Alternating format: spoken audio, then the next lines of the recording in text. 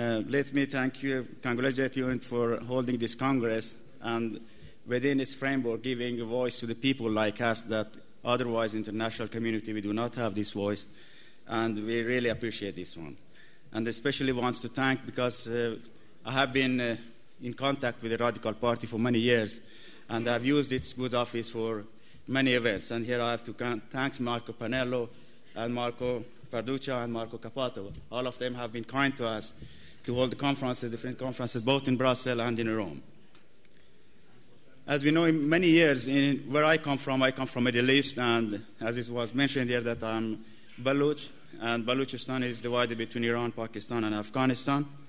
But we know that in that area we always had authoritarian regimes which have closed all possible way of working politically. The only possible way of being civil society in that area have been the mosques. And this have led that the democratic forces have been always suppressed, and the only possible civil society has been the mosque, and the religious people, the extremists, have been gaining ground in that area. And we have seen that in exactly this month, for 32 years ago, in Iran, the event, the revolution, what some people call it a revolution, led to the authoritarian, another regime, theocratic regime in Iran, which today we can see it is one of the worst regimes in the world. It's both a danger to its own people and to the region and to the world. And everybody is talking about what this regime is going to do, and it's supporting extremism all over the world. Iranian constitution, it has institutionalized discrimination against women. I think it is well known in the world that women considered in Iran, according to its constitution, half man, and they are also treated with medieval laws in the case of adultery.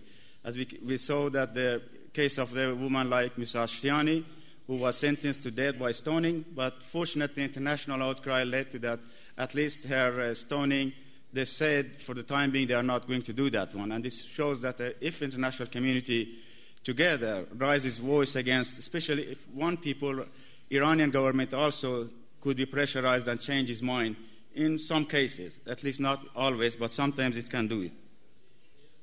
One of the elements of Iranian regime's suppression is it against its nationalities.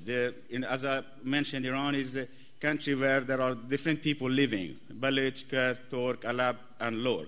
And we are also, according to Iranian constitution, discriminated because as a Sunni, you cannot be the president. As we know, Iran is a theocratic regime, and we have the supreme leader who have the absolute power. That means that even a democratic decision in the country, if does not go his way, then he can veto it, as it happened in the presidential election in 2009.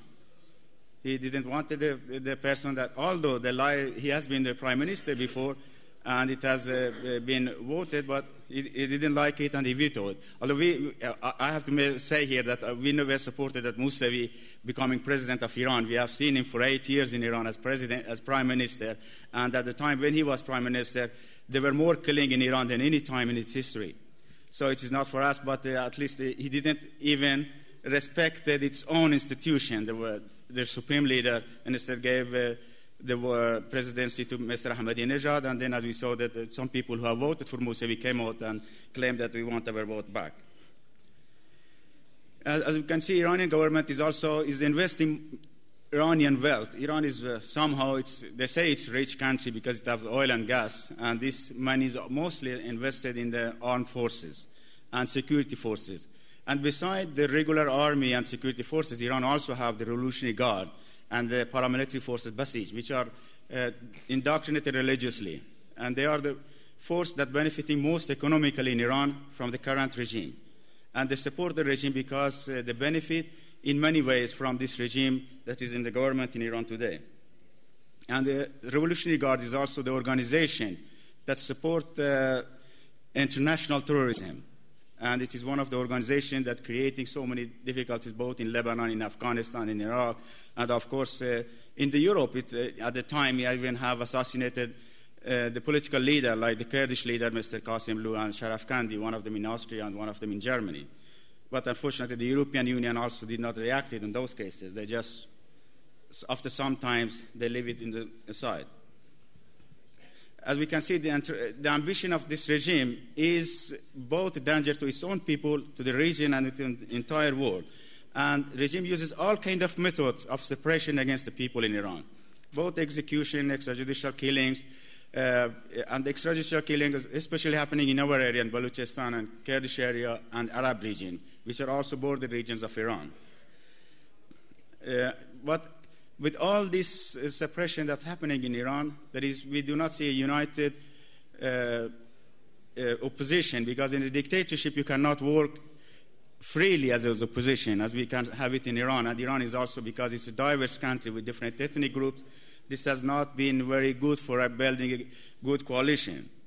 The only coalition that exists today and somehow is working is the Congress of Nationalities for Federal Iran, which my party, Baloochistan People's Party, is one of the founding members of this Congress. We think it is not enough, as we said, Iran is, because Iran is, at least half of Iran is the Farsi-speaking people, and they are not part of the Congress because they do not share the vision of many of them, not some of them. Yesterday there was some here and was claiming that Iran should be a federal state, and this was very good to hear that other people also think the same. But many among the Farsi does not think that Iran should be a federal state because they think it will lead to the disintegration of the country. We think no, a federal state would guarantee Iran territorial integrity, because if people cannot live in Iran, then they will try to leave it. If they can live in Iran, why should they? Because we see there are many federal cases, democratic federal countries that are successful. If, of course, you have a federal country like Soviet Union, which is not a real federal state, then, of course, it will disintegrate. To achieve this broad base, we are trying also to work, our party, with the Congress, to build a larger opposition, a more broad-based opposition in Iran. And in that case, we have also tried to build a dialogue. We have been also been helped by the UNPO organization and also by the Radical Party. We have held one conference in Brussels in 2009 and one conference here in Rome last year. The first one in Brussels was 2008 and last one was in Rome in 2009. And I have to say that the Rome conference was one of the best conferences about Iran, where different ideologies, different groups came together. And it was a joint effort by, in my party, Baloochistan People's Party, at the UNPO, and the Radical Party. And here I have again to thank Mr. Marco Farruca, who helped very much in that. And, of course, Marina Bozdacina, I'm not sure if she's here, and Maggie Murphy from the UNPO. She worked tirelessly to bring us all together, and this was quite an achievement. And we hopefully that this year, sometimes, I'm not sure, here in Italy or somewhere else, try to bring together the Iranian opposition to build a coalition so that we can make sure that Iran go in a democratic way and there is a transition for the democracy in Iran, and we have opposition groups that people in Iran trust and can build trust also internationally. Thank you very much for giving me this opportunity. Grazie Nasser Boladi del Bluchistan occidentale. Thank you very much. The first date is in fact the 15th of March at the European Parliament, together with Nicolò Rinaldi, the Radical Party, and No Peace Without Justice. We'll have the presentation of the conflict mapping work carried out by No Peace Without Justice of the Radical Party. We'll wait for you there on the 15th of March. For the presentation of the mapping of the post-election violence conducted by the Radical Party and No Peace Without Justice. So that is the next appointment in which we hope to have your presence and your voice. Thank you very much for your intervention, and we understand you have a motion, specific motions for this Congress, so we'll hear on the motion in the course of the works. Thank you.